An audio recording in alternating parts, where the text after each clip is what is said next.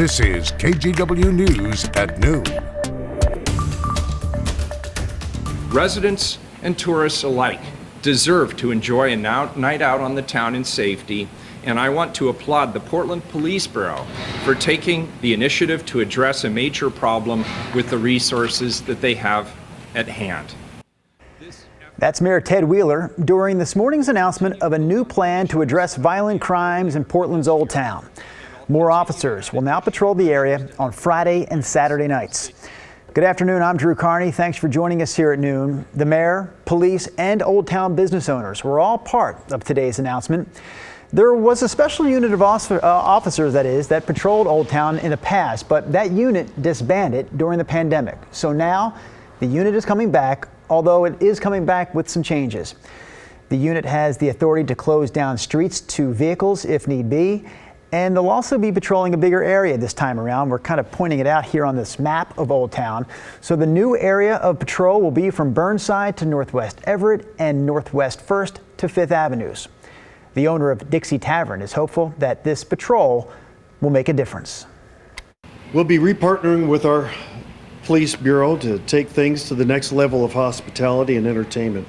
We're thankful for this opportunity, and we'll combine all of our efforts with this new team to improve the city's entertainment district.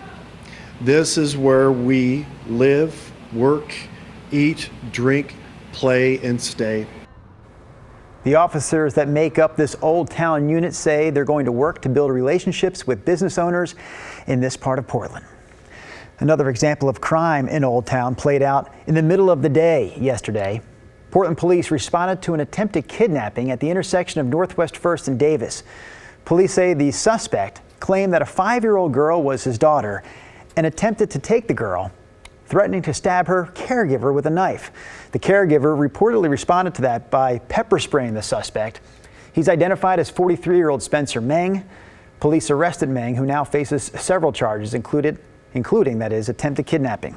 He was also cited for possession of meth. Portland police are also investigating a deadly shooting that happened last night in the Portsmouth neighborhood. At around 7:30, officers responded to North Geneva Avenue near Northgate Park and found evidence of gunfire, but they did not find a victim.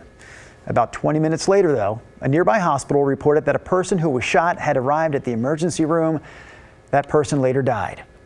Police have not yet named the victim, and there's still no word about any suspects. Last week, we shared the story of a woman who broke into a Northeast Portland home, crawled into a child's bed, and then later assaulted the child's mom. All of this was caught on camera. And initially, the Multnomah County District Attorney declined to charge the intruder, but now the DA says his office will take another look at this case. The woman who entered the home is identified as Terry Zintzer. You can see her here on this home security camera footage. She's had dozens of run-ins with police since the mid-90s. A statement from the DA's office indicates that Zintzer suffers from mental health issues, and the court system to this point has not been able to get her to participate in available treatment.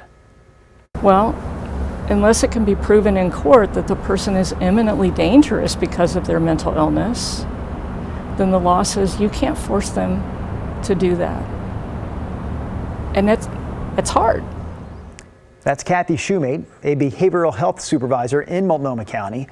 KGW talked to her as part of our recent investigative series called Uncommitted. The series explores the civil commitment process and state standards for forced mental health treatment. You can find that series on the KGW YouTube channel. Hillsboro is in the process of building a tiny home village for people living on the street. KGW's Blair Best has more on what will be a first for Hillsboro. It's an area that currently has no other shelter options. This large abandoned field near the heart of Hillsboro will soon be a refuge for the homeless. And so we know our unsheltered community members are really struggling to meet their basic needs. The city just bought this land and is turning it into an alternative shelter space. There will soon be pods for 40 people and services to connect villagers with case managers. This comes at a time when there are no available shelter beds in the city. So right now, if someone was seeking shelter in Hillsboro tonight, we would not have a referral or a resource for them. Hillsboro in general, it seems like they do have quite a population of homeless people. They kind of migrate to different areas. It's rough. It's not easy. Ricky Bartholomew has been homeless for 20 years. You know, I'm learning how to survive all the time, so every day's a new day. He hopes to get a spot in the village once it opens. I have a place to stay, a place to keep my things, a place to shower, you know, keep up with my hygiene and all that stuff. It'd be a lot better. It's low barrier, meaning drugs and alcohol aren't allowed, but people don't have to be sober to enter. The drug rehab disturbs me just because it might be more disturbing. And for my safety. We hear a lot of concern from our community about the homelessness crisis here in the city of Hillsboro and across Washington County.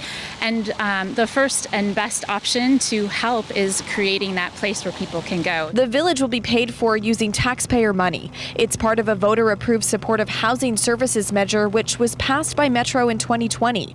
The shelter will cost the county $85 a day. This measure is helping us work towards a goal of adding 250 shelter beds to our Washington County system of care. I don't know. We'll just see what they end up doing. Blair Best, KGW News.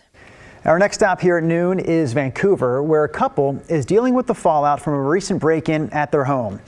Aaron and Tracy Jameson had thousands of dollars worth of items stolen from their home after someone broke in during the middle of the day last Tuesday. The person responsible also took something that can't be replaced: the ashes of Aaron's late father, who died 3 years ago of a heart attack. Violated, disappointed,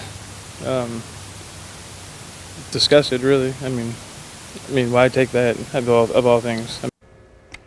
Aaron and Tracy say the suspect entered their home through the back door, went through their entire home, and left through the front door. The couple is offering a $1,000 reward to anyone with information that helps find the ashes. Well, the latest data from the Oregon Health Authority shows that the percentage of Oregon's Hispanic population that's fully vaccinated has increased dramatically since this time last year. As of now, 72% of Hispanic adults in Oregon have received both doses of the vaccine. That's compared to 76% of white adults in Oregon. Hazel Wheeler is with Virginia Garcia Memorial Health Center. She says the center has looked for ways to expand access outside of the Monday through Friday 9 to 5 clinics. We have a specific dedicated site in Hillsboro that's just off the Max line that we're trying to bring people in for the county and the state as well. And just, again, trying to make sure that there's still access in the community. Virginia Garcia says of the 85,000 COVID vaccines that it's administered, roughly 54,000 recipients were Hispanic.